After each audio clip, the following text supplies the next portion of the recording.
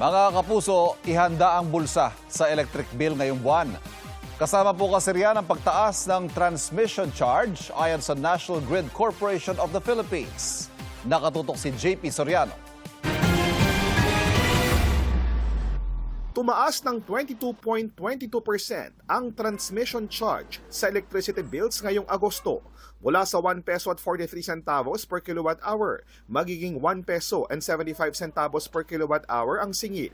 Ayon sa National Grid Corporation of the Philippines o NGCP, pangunahing dahilan nito ang pagtaas ng ancillary services o AS rates.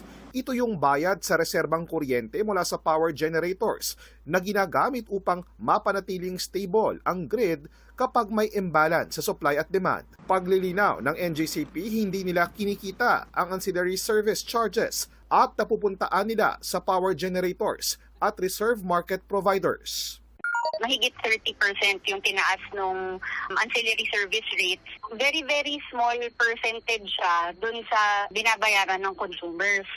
Ang dagdag singil katumbas ng mahigit 60 piso para sa mga household na kumukonsumo ng 200 kWh kada buwan. Nauna nang sinabi ng Meralco na na-offset na nila ang pagtaas ng ilang charges dahil sa ERC-approved refund. Kaya sa kabuuan, bumaba pa ng bahagya ang Meralco rate ngayong Agosto. Kung kailan naman tumaas yung kilowatts, bumaba naman yung kuryente namin. JP Soriano, nakatutok 24 oras.